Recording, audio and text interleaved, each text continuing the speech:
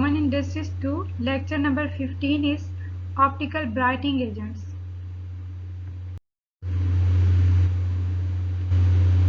Table of contents. The table of contents of this lecture are light fastness, washing fastness, fluorescence, desired properties of fluorescent whitening agents for textile use, composition and function. So in this lecture you will learn about the optical brightening agents and fluorescent whitening agents. What is the effect of light fastness and washing fastness on the fluorescent whitening agents and the optical brightening agents? What is the effect of fluorescence on the optical brightening agents? What are the desired properties of fluorescent whitening agents when we use them in the textile? What is the composition of the fluorescent whitening agents and what is the function of the fluorescent whitening agents? How fluorescent whitening agents perform their function? Light fastness. So what is the role of light fastness on the optically brightening agents or the brighteners? How this light fastness work on the textile materials? There is a large variation in the light fastening rate of these compounds when applied to the cellulosic and protein fibers. Their light fastness range 1 to 2 and in some instances may reach 3. So, a variation in the light fastness would be observed. And we can rate the compounds on the basis of the light fastness. So, when the light falls on the cellulosic on the protein fibers, their light fastness range will go towards 1 to 2 and in some cases it goes towards 3. So, there is a variation in the light fastness or the light effect. It should be pointed out that this poor light fastness is not too important in the case of cellulosic, since any loss of optically brightening agents due to sunlight will be replaced in subsequent laundry with domestic detergent. So, it is important to note that this poor light fastness is not important in the case of cellulosics, because any loss of the optically brightening agents or any effect of the optically brightening agents due to the presence of the sunlight would be overcome by replacing the optically brightening agents with the domestic detergents. So, to remove the last light fasting effect, we can replace the optically brightening agents with the domestic detergents. Fluorescent brighteners on Xylon can reach a light fastness rating 4 with selected optically brightening agents OBS, a rating as high as 7 for polyesters, and in case of acrylic fibers a light fastness of about 4 to 5. So, the rate of light fastness of the fluorescent brighteners on the Xylon have a range of 4 for selected optically brightening agents. For polyester, the range of light fastness is 7, and in case of acrylic fibers, the light fastness range is 4 to 5. So how the light effect on different fibers? So in this figure, you can see a light sheet interaction. So how light can fall on the fabric, how it could be reflected, absorbed or transmitted from the fabrics.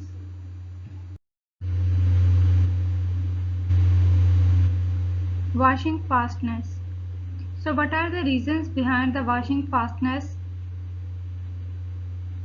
The fair washing fastness of fluorescent brighteners is due to partly to their lack of substantivity of textile material and their gradual degradation by exposure to sunlight. So what are the reasons behind the fastness of the fluorescent brighteners and how fluorescent brighteners perform their washing fastness? There are two reasons behind the washing fastness of the fluorescent brighteners. Number one is their lack of sustainability of textile materials, and number two is their gradual degradation by exposure to sunlight. So these 2 points are checked while determining the fastness of fluorescent brighteners. The fair washing fastness may not be noticeable in cellulose because of the presence of OBS in domestic detergents. So, in cellulosic fibers, the fair washing fastness are ignored sometimes. Why the fair washing fastness is ignored in the cellulosic fibers? Because there are some OBS or optical brightening agents are present in the domestic detergents, and due to the presence of the optically brightening agents in the domestic detergents, the fair washing fastness may not be noticeable in cellulose.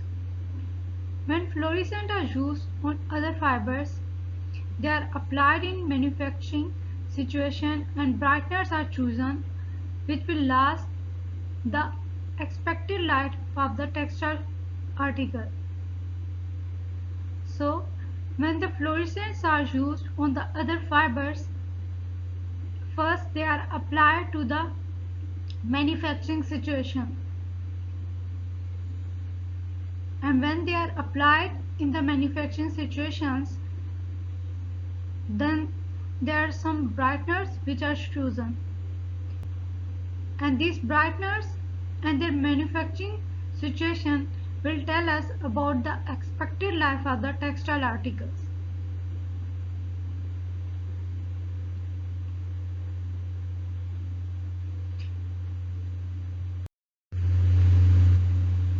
Fluorescence. So what is the role of fluorescence and what is fluorescence? The ability of substance to absorb light at specific wavelength and emit it at higher wavelength is called fluorescence. So fluorescence is the ability of a substance, and this ability of a substance enables the substance to absorb light at specific wavelength and then emit light at the higher wavelength.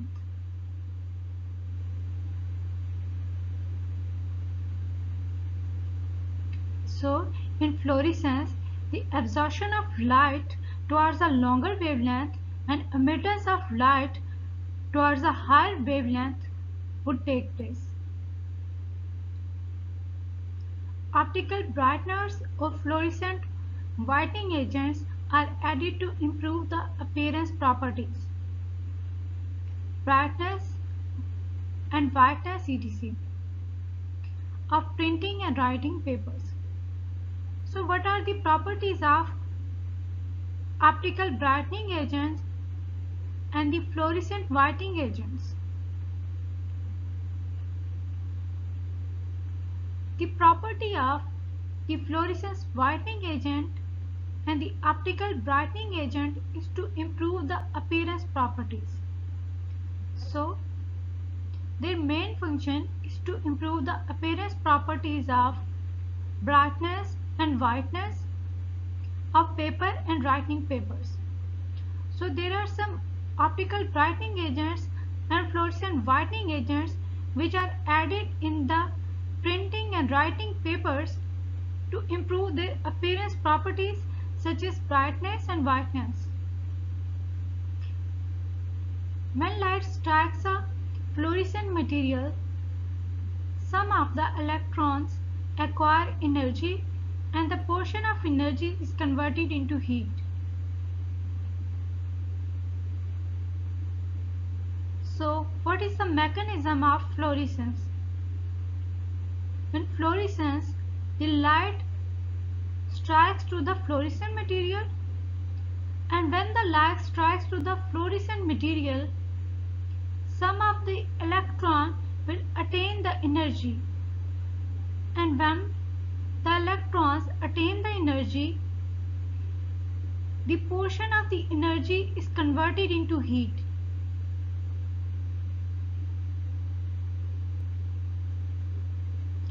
Thus, the emitted light has lower energy as compared to the incident light, which results in longer wavelength. So, when you compare the incident light and the emitted light, it is noticed that the emitted light has lower energy as compared to the incident light. So, it goes towards the longer wavelength.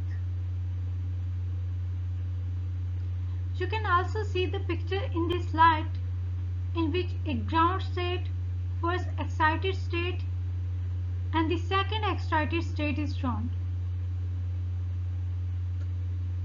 So how the absorption of light energy would take place?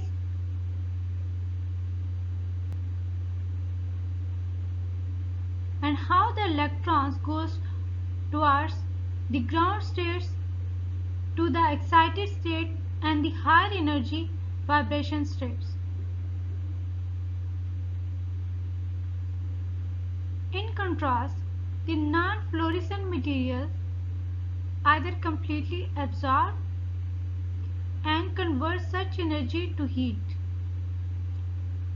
or instantly releases the energy by emitting light at a wavelength equal to the incident light.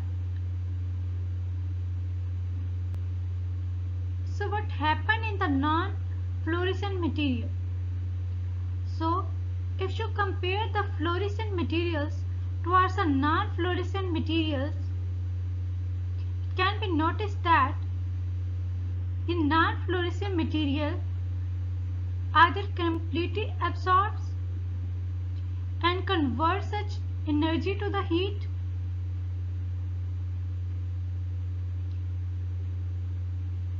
they instantly release the energy by emitting the light at wavelength equal to the incident light.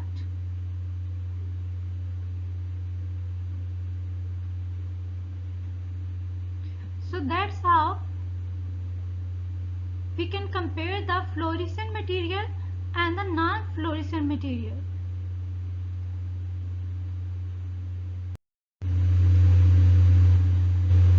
Desired properties of fluorescent whitening agents for textile use. So which properties are present on fluorescent whitening agents when we use them in textile materials?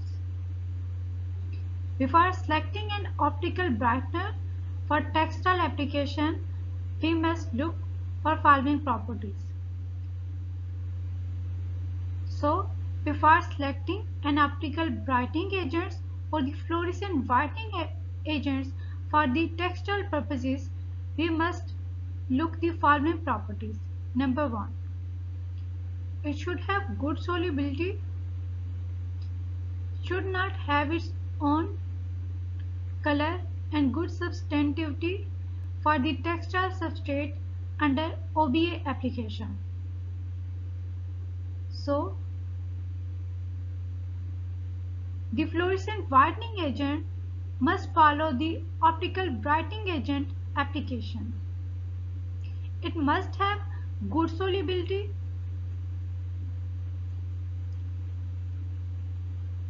it should not have its own color, and it must have the good substantivity for the textile substrate, and it follow the optical brightening agents application. Number 2, OBAs should have good light as well as wet fastness properties. So the optical brightening agent or the fluorescent whitening agents should have good light as well as the wet fastness properties. So it can prevent the light from the fabric, or it performs its function very well. Number 3 is rate of strike on the substrate. So before choosing an optical brightening agents for the textile application, we must check its rate of strike on the substrate. So it strikes well on the substrate. Number 4, build-up and exhaustion properties. Before choosing an optical brightening agents, it must follow the build-up and the exhaustion properties. Number 5, requirement of electrolyte and its sensitivity to our different exhausting agents. So the optical brightening agent or the fluorescent whitening agent must follow the requirement of electrolyte, and it must be sensitive to our different exhausting agents. Number 6, effect of temperature on the exhaustion and the build-up properties. So it must be keep in mind that before choosing an optical brightening agent or the fluorescent whitening agent, that what is its effect on the exhaustion and the build-up properties, and what is the effect of temperature on the exhaustion and the build-up properties. So how temperature affects on its exhaustion and the build-up properties. Number 7, application on pH range and sensitivity towards change in pH. So a good optically brightening agent should be sensitive towards the change in pH, and how it works on the pH range is very important.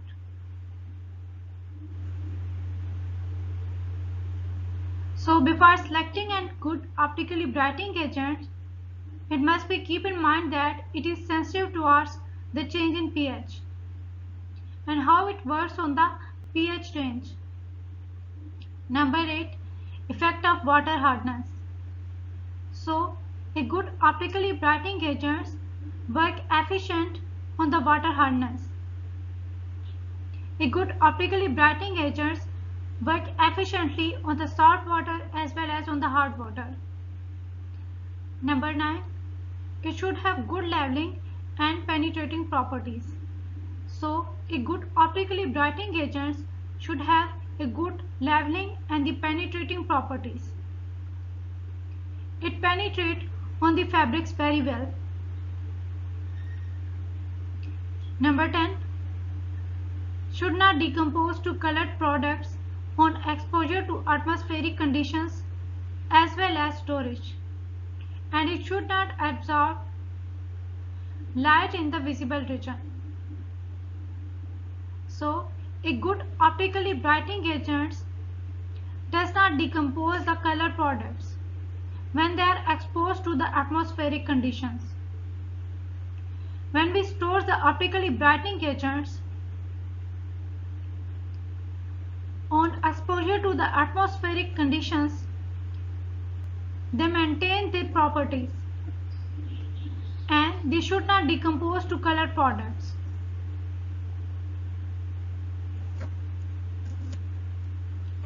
A good optically brightening agent should not absorb light in the visible region.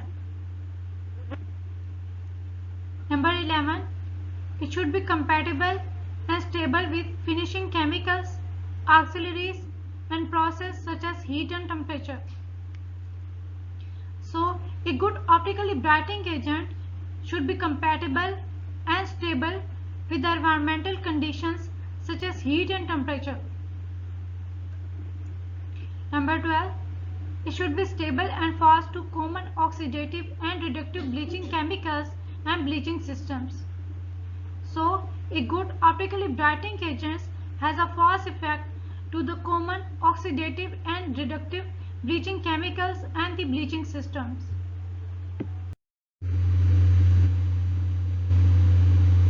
Composition.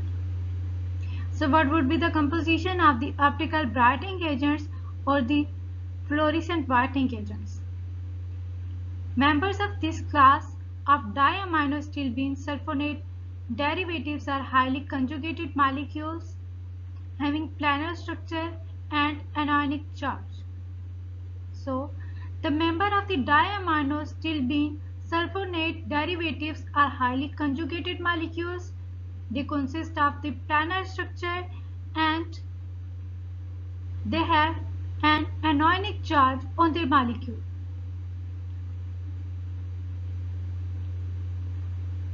So in this slide, an example of the diamino-stilbene sulfonate derivative is shown.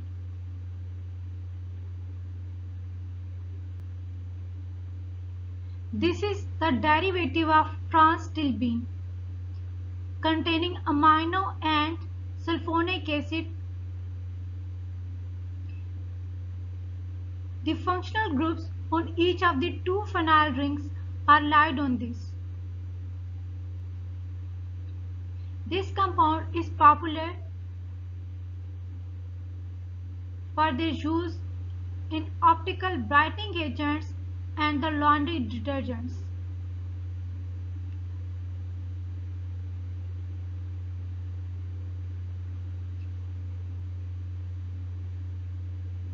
So, the disodium 4,4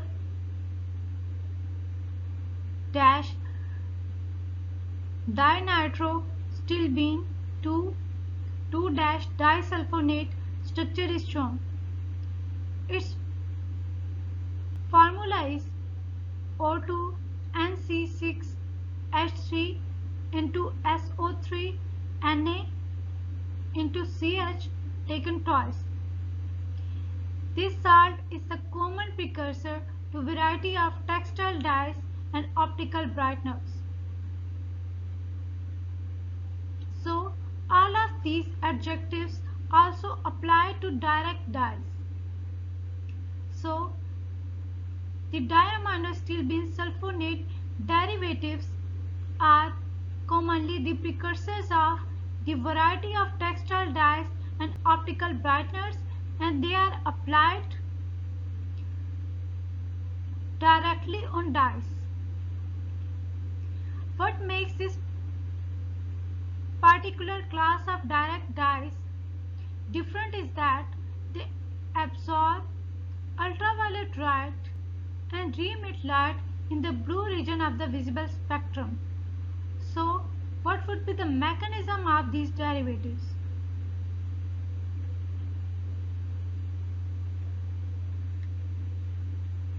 They absorb the ultraviolet light and re-emit the light in the blue region of the visible spectrum,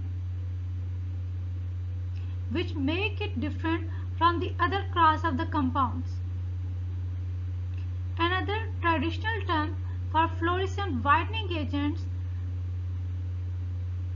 is optical brightening agents. So we can call the fluorescent whitening agents as the optical brightening agents.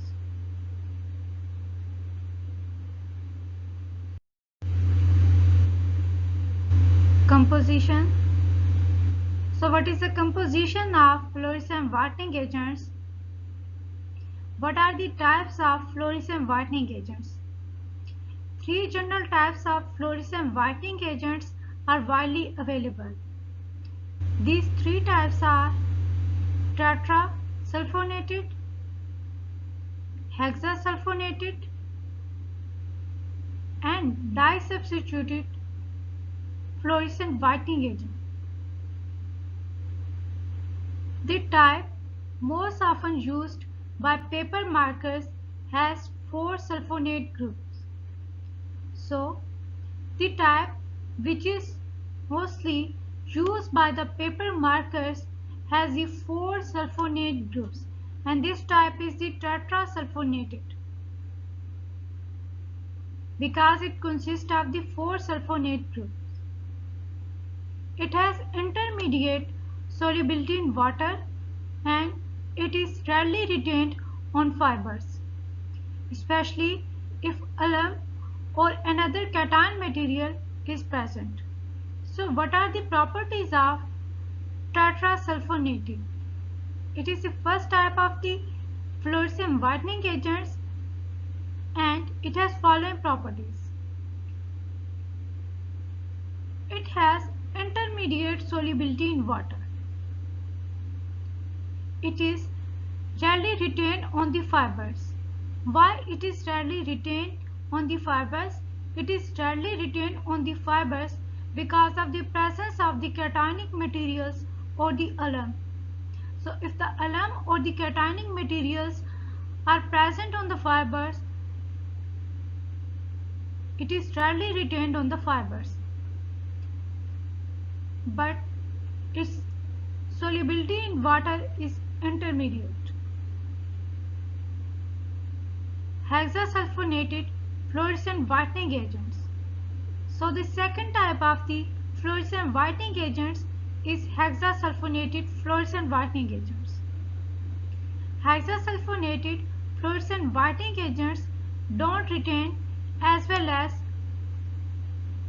when added at the wet end, but they may give higher optical efficiency when used at the size press due to less association between molecules in the dried starch film.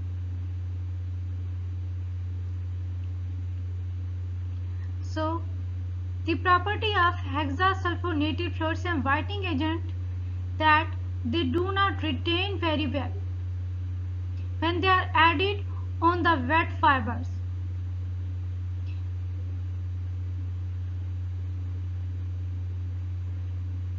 But they may give higher optical efficiency.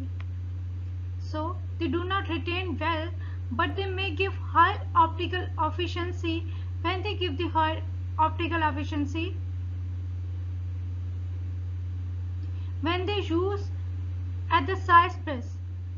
So when they are used at the size press, they found the less association between the molecules in the dried starch form.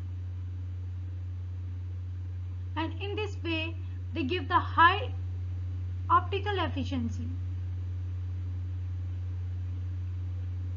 Dye-substituted fluorescent whitening agents are sometimes used for specialty purposes. For instance, when water bleed, fastness is critical. Third type of fluorescent whitening agents is dye-substituted fluorescent whitening agents. So the dye-substituted fluorescent whitening agents are sometimes used for the specialty purposes. They are used for water bleed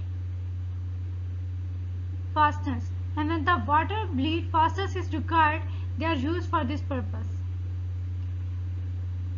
In water bleed fastness problem, what happened? In this way, when dyes transfer from one fabric to another when fabrics are wet. So it is a possibility that the dyes may be transferred from one fabric to the other fabric when they are wet. So the dye substituted fluorescent whitening agents are added to prevent this problem. So they prevent the dyes to transfer from one fabric to another fabric when they are wet.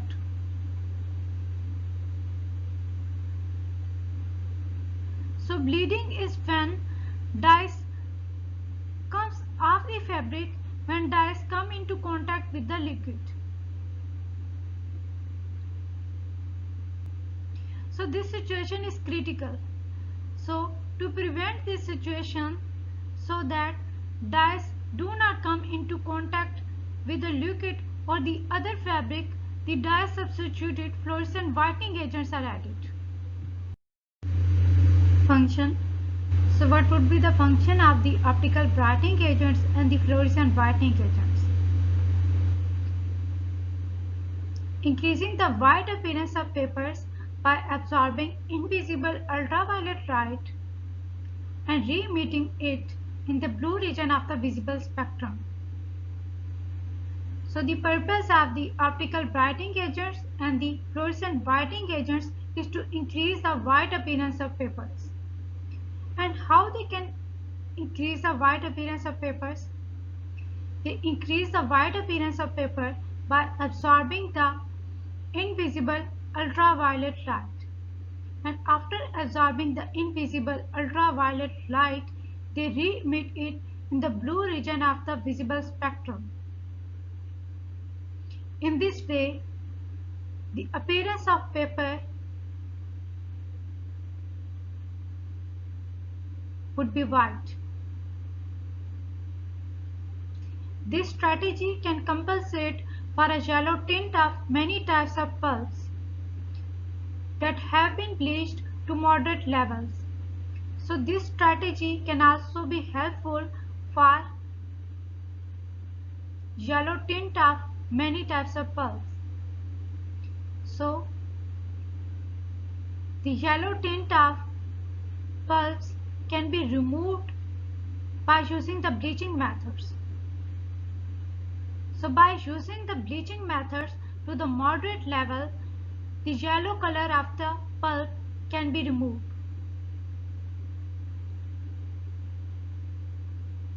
And by removing the yellow color of the pulp by bleaching methods, they appear whiter and brighter.